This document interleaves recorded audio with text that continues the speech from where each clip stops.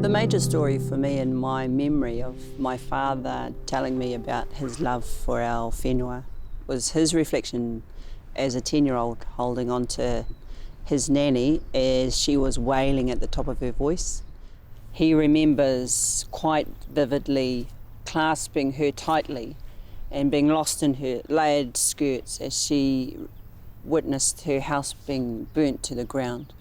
And she was wailing at the top of her voice, crying with grief. And he remembers her body trembling and him trying to hold her to stop that. And as the Auckland City Council burnt her whare down on the Papakainga. And for me, that was the complete story of what injustice is about, is that someone got hurt. A whole lot of my people were hurt by the burning down of our village in the 1950s for the sole purpose of getting rid of those Māoris because the Queen was coming. Queen Elizabeth II was coming to Aotearoa, and they had to remove the village out of sight, out of mind.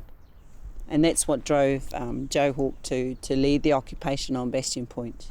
He'd had sort of a fine-tuning on the Land March. He saw what good leadership meant. He saw what good communication meant, having strong messages. And so he was primed and led the occupation 506 days on Takaparawhai. We only had 1/4 acre left. That was our urupa. That's all we had left out of 80,000 acres. 1845, we were the owners of 80,000 acres. Ngāti Whātua.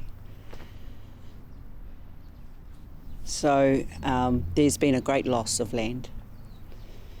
Occupying the point was just another phase towards the treaty process. After we came off the point and were evicted May 25th, 1978, there was the claim that we had, the Ōrākei claim, in terms of land being taken for purposes it was never used for. So all this land here.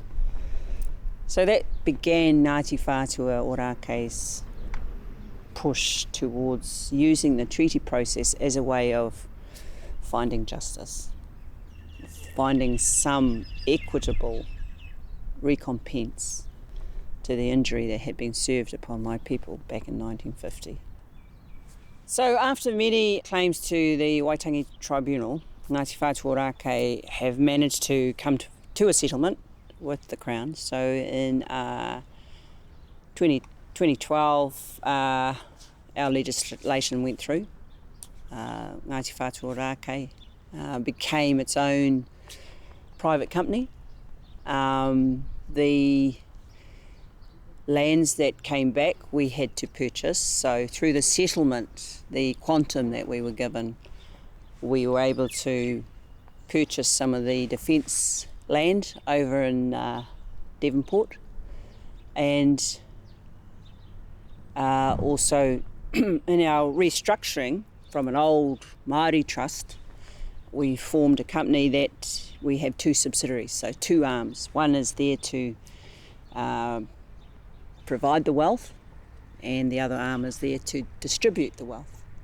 Was it a good deal? We're still deciding on that one. Communication is the key. We need to drive our future and our purpose as a people, as a whānau, as a hapu, by telling each other the story of how we began and telling the story of where we want to go. And it has to be a collaborative process.